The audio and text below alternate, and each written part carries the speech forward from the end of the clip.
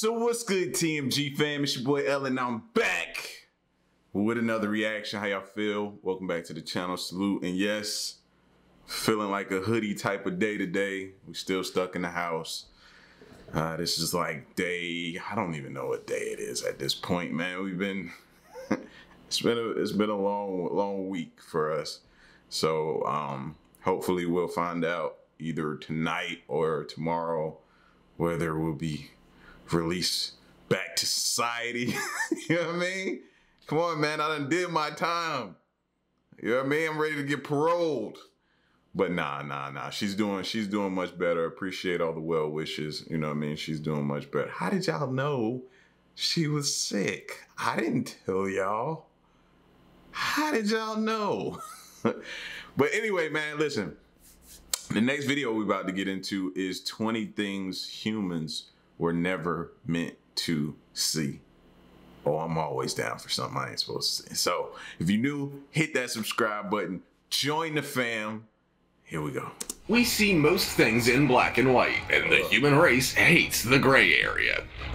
True. I forgot what that water is. That's like my favorite place. I want to go there. If something is unexplainable or just shouldn't be a certain way, we just have to get to the bottom of it. But some things we see are just plain unnerving. From an ocean on fire to a featherless owl, here are 20 things humans were never meant to see.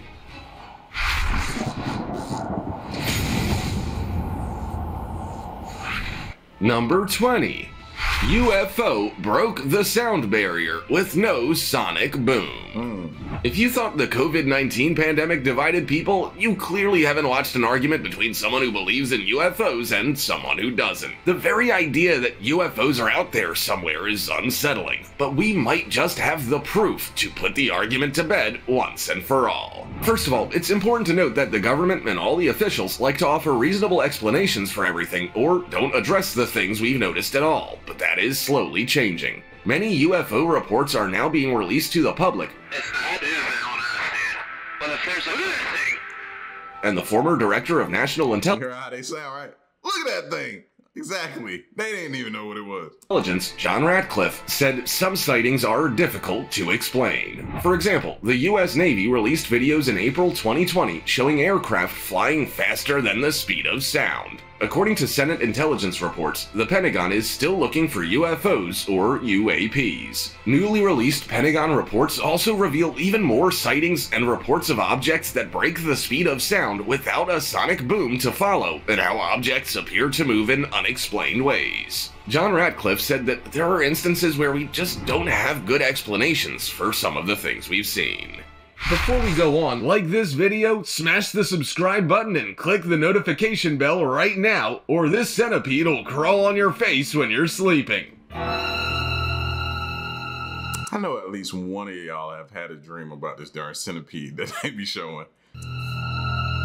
Now, it's time for the star topic.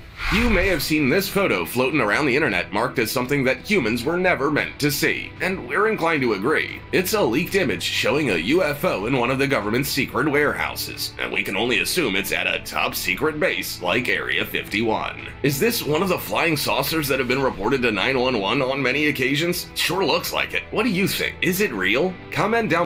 I think that's more probably like a movie prop. Because you know, if they had that and it was supposed to be top secret, and it leaked, excuse me, and it leaks, you know they go through great leaps and bounds to scrape that from the internet. They're not just gonna leave that up. Down below with the hashtag StarTopic and let us know your opinion in relation to what we just showed on screen. With that said, let's keep things moving. Number 19. The end of the rainbow. Whenever you see a rainbow, it can't help but put a smile on your face. You usually only see a small part of it in the distance, and often wonder if it's true that leprechauns store their gold at the end of it. It's easy to believe that might be true when you know it's just impossible to see the end of it to confirm or deny. But it's actually not impossible, and people have both seen the end of rainbows and driven through them. For example, a woman in North Carolina identified a rainbow about 80 miles northeast of Charlotte that led straight to Interstate 85. In the rainbow! What does it mean? She drove straight toward the end of it, only to have it disappear once she got there. So technically, she did see the end of the rainbow, it just wasn't as spectacular as you might think. There were no leprechauns, no gold, no nothing really. As you know, in science, you need more than one example of something to prove it's a fact. So another woman in the UK in 2015 also discovered the end of a rainbow because it hit the road to the side of her as she was driving up the road. She was able to pass it by without seeing anything out of the ordinary. Well, that's a bit of a buzzkill. Number 18. Inside a sea turtle's mouth. Oh. Have you ever seen inside a sea turtle's mouth? No. Probably not, but you're about to. And when you do, you'll wish you hadn't. When I think about what a sea turtle's mouth might look like, I picture ordinary teeth. Maybe the same type of teeth we have, or that fish have. But instead, there are dozens upon dozens of sharp papillae that look like some you'd find inside the mouth of a monster. And then if it cinches on you and you go to pull, it's cinching in deeper the way its teeth are. So once it locks, you pretty much done at that point. Monster in a horror film.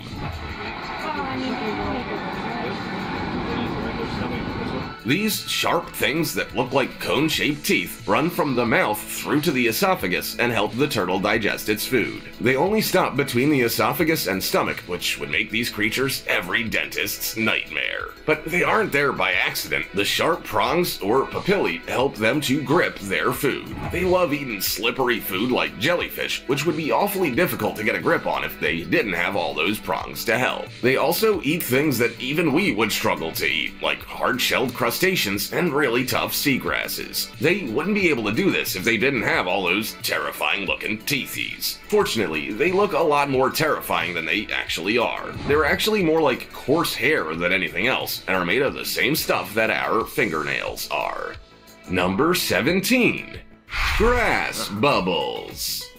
A night of heavy rain doesn't mean much to most people, but it might make you start checking every inch of your lawn to see if you get to experience what just a few others do. Grass bubbles. When water gets trapped between a weed growth-inhibiting membrane and a lawn, it forms a bubble since the water's unable to drain. These bubbles can also form when pipes burst underneath the lawn and water gets trapped. Whatever the cause, the bubbles can be absolutely massive, and if there's one thing we know about bubbles, they must be popped. But aren't you just a little bit curious about what's inside and what the entire popping process looks like?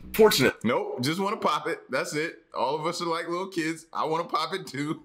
People have videoed their experiences for us to see. It can be as easy as stabbing something sharp through the bubble to allow the water to escape. It's not an almighty pop with water coming gushing out, but rather a slow trickle of dirty water that you need to massage and manipulate. It's essential to keep in mind that the more holes you make, the more damaged your lawn can be, and you might just be left with a huge muddy patch that takes a long time to heal. Number 16. Ocean on fire. We know we're really in trouble as a planet when the main thing we use to put out fires is the very thing on fire. In 2021, a 12-inch underwater gas pipeline that a Mexico's— That is kind of scary though. Be like, put some water in it. It's in water.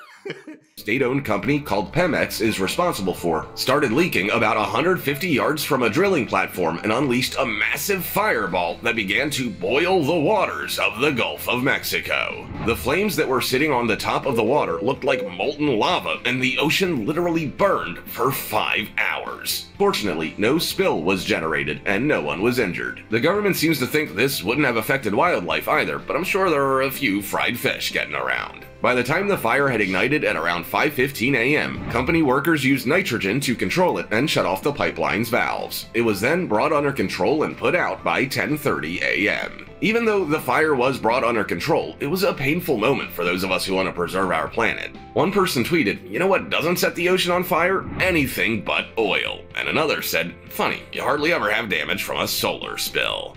Number 15. How a clam moves. Isn't it funny how when we think of clams, we just picture them inside a chowder or in a shell on the beach? Have you ever thought about how those clams got onto those beaches, or how they were able to move around in the water to eventually be picked up by commercial fishers? The reality of how clams move may have you questioning whether you want to eat them anymore. They have a giant foot, and it looks like a tongue or a snail. They slide it out of their clamshell opening and use it to move themselves around on whatever surface they're on. I got like some clam strips in the freezer right now. I was gonna eat them like maybe tomorrow for like Mother's Day, but I think I'm gonna push that back now. Yeah, not gonna throw it away. Just gonna push it. Give it some time for this image here to work itself out my brain. That's what I'm gonna do. Yeah.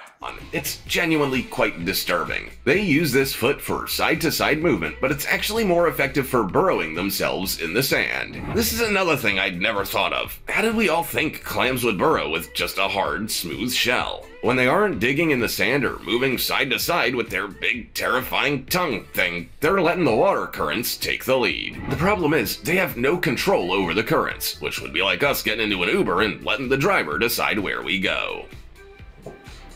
Number 14. A giant chicken. Most chickens you see are pretty small, and even the ones you buy in supermarkets are enough to feed your family, but rarely with an abundance of leftovers. That might be why the internet was shaken when a video of a massive chicken was uploaded to YouTube. It was so large that people questioned whether it was a man in a chicken suit or some kind of camera trick. At first, it looked like a regular, small chicken poking her head out of her coop, but as she revealed the rest of her body, it became apparent that she was absolutely massive. See, this is why we got all these 6, 10, 7-footers going around right now. Look at the size of that chicken, bro. This is why.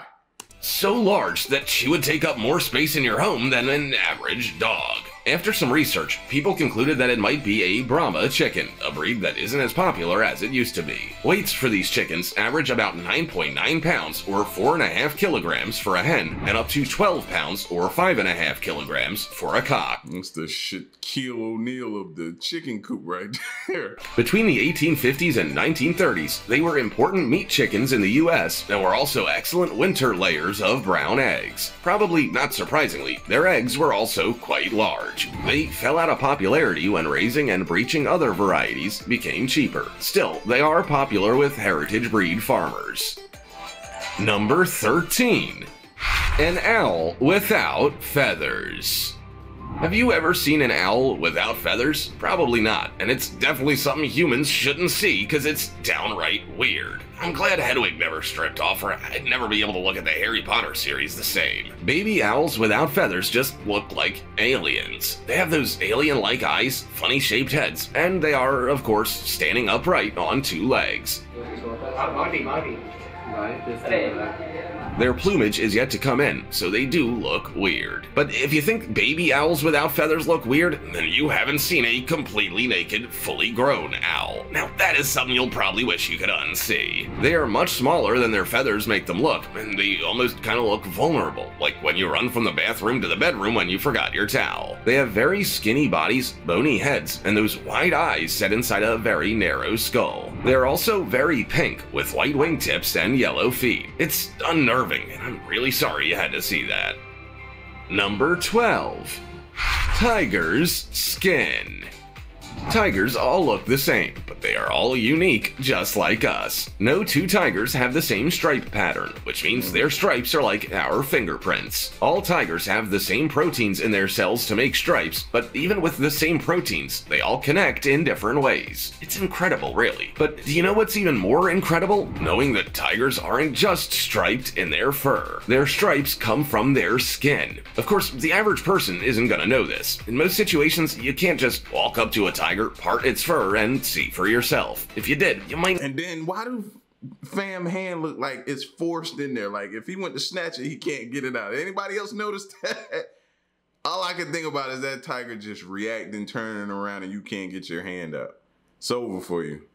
You can be candy. You can play the new Candyman after that. Not live to tell people about your findings, but vets, zookeepers, and people who have the pleasure of working with tigers. Look at his hand. Don't it look forced? every day are very familiar with this information. You can tell their skin is striped by the noticeable darkness under the black fur and the lightness under the orange fur. If a tiger has to be shaved for a medical procedure, you can see the stripes against its skin. When the fur grows back, it grows in the same pattern as before. Nature is absolutely insane. Number 11. A rare double rainbow phenomena. Oh, I see one of those. I'm definitely going to play the lottery. Whatever number I play is gonna hit. Single rainbows are beautiful, and you won't find too many people who don't enjoy seeing them. It's like our wee treat when the rain stops. But standard rainbows are dull when compared to the other rainbow phenomena out there. Most of us learned all about double rainbows in July 2010 when Paul Vasquez posted a video to YouTube of him enthusiastically enjoying a double rainbow from his California home. His excitement and passion for the rainbow made the video go viral, and he quickly became an internet sensation. It's worth noting at this point that Paul sadly passed away in 2020 at age 57. However, even double rainbows aren't the end of it. They are rare, but what about a quintuple rainbow? In 2018, a photographer captured a rare quintuple rainbow over his New Jersey home. They are known as supernumerary rainbows and form when water droplets are almost the same size. They usually result in at least 3 rainbows in the sky, but there can be up to 5 in rare situations. The man who took the photo said the rainbows faded in and out for at least an hour before finally disappearing altogether. Number 10. Snowfall in the ocean.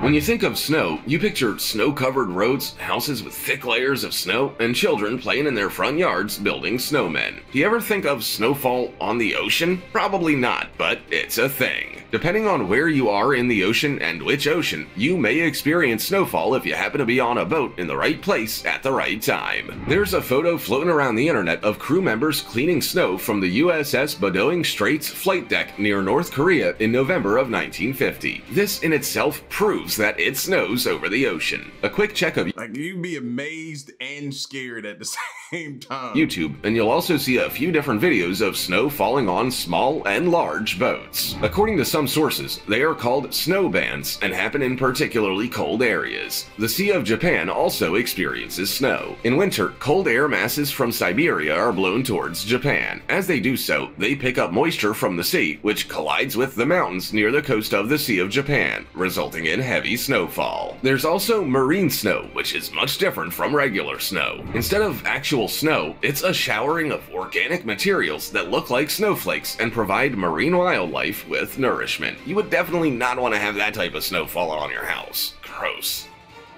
Or your tongue. Don't be licking your tongue out trying to catch the snow in some of these areas, man. Number 9. How fast can turtles run?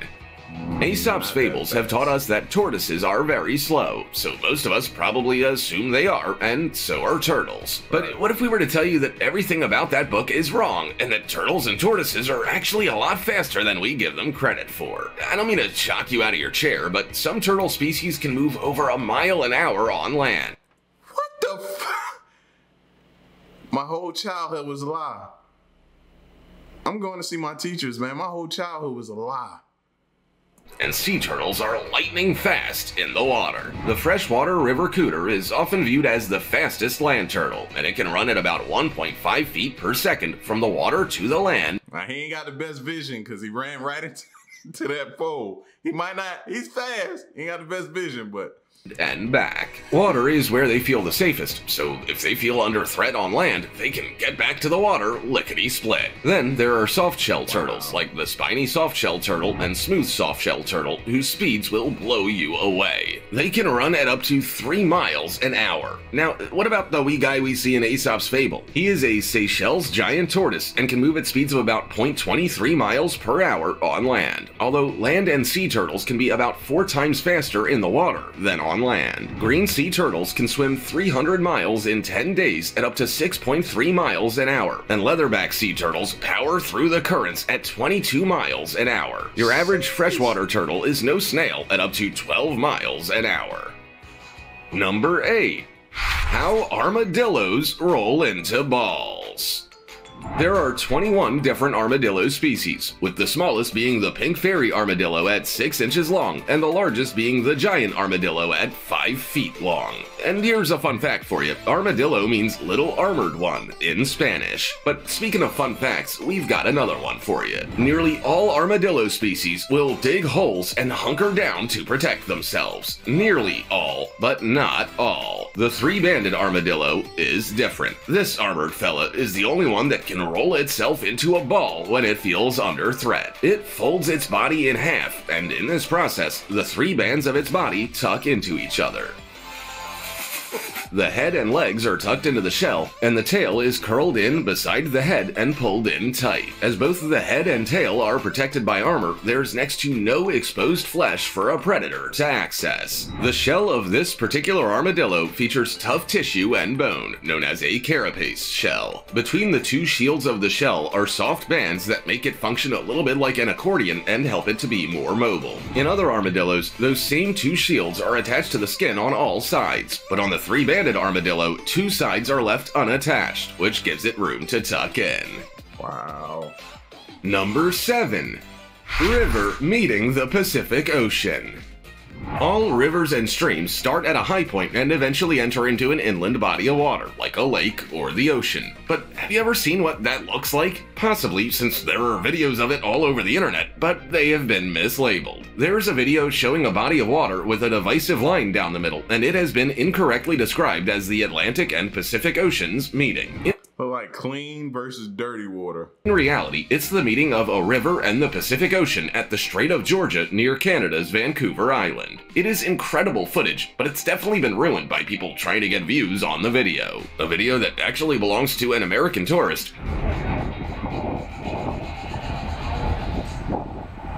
Marianne Steve Pearson. She posted it online in July 2015, describing it in the captions as a video showing the river meeting the ocean, as Fraser River flowing into the Strait of Georgia. The footage was shot from a boat traveling from Nanaimo, Vancouver Island to Vancouver, Canada. The Fraser River plume, as it's known, is a unique phenomenon that has drawn in tourists for many years. According to It's like the example of oil and water. Like, it just won't mix right there. Studies, the water from the river and ocean do mix with each other, but the high sediment loads in the river create a distinct color change. Number 6. So it does. The edge of rain. When it starts raining, you likely never think about where it stops and starts. Your thoughts are probably on making sure you have an umbrella and trying not to get too wet. But it makes complete sense that there will be an edge to each rainfall, and some people are lucky enough to see it. It's a rare phenomenon, but the rain can be so powerful that the wind cannot stop its vertical flow. So you can see where there's no rain and where there is rain.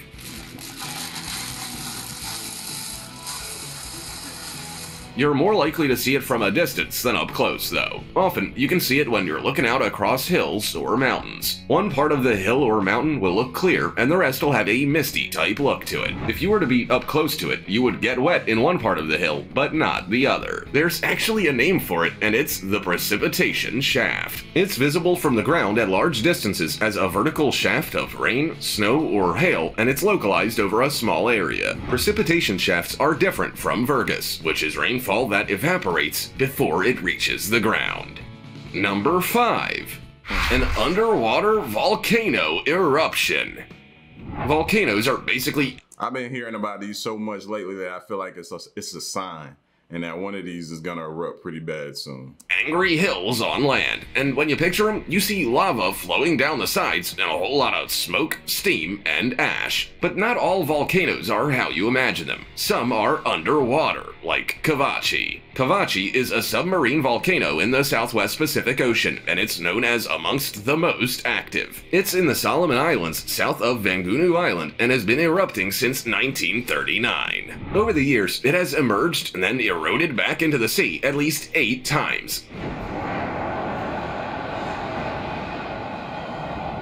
so that gives you an idea of just how active it is. It's hard to know how large it is because it's under the water, but an international research team now has a fair idea. They performed some calculations and determined that its conical feature rises from 3,600 feet or 1,100 meters and has a basal diameter of about 5 miles. It can also throw molten lava up to 230 feet above sea level. You might think nothing would survive around such a volcano, but marine wildlife was found living in its crater in 2015, including 2 shark species and 6 gill stingrays. The last time this volcano erupted was actually quite recently, in January 2021, but one has erupted even more recently than that. In January 2022, an undersea volcano named Hunga Tonga Hunga Ha'apai erupted near Tonga, blanketing the Pacific Islands in volcanic ash, tearing down trees and ripping buildings apart. It even crippled communications to the islands.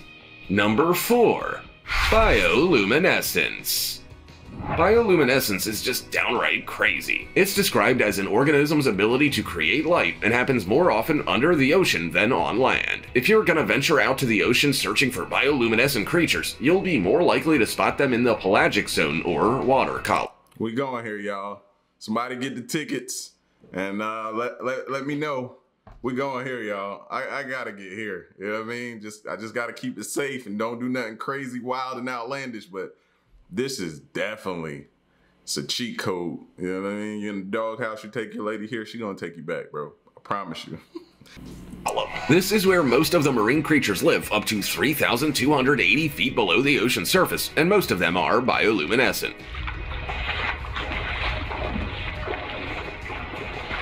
This phenomenon Mess around and wake up with a superpower. is also more common in squid, jellyfish, siphonophores, and animals that mostly feature water. Most of the bioluminescence we see is blue, but the colors can actually range from blue through to yellow, and sometimes even red. So how on earth does it happen? Well, bioluminescent organisms rely on an enzyme and substrates reaction to make the light, but the chemicals can differ from one creature to the next. Many organisms have adapted to become bioluminescent because the ocean is dark, but they still need light in some form or another. It's not like they can have torches down there, right? Number 3.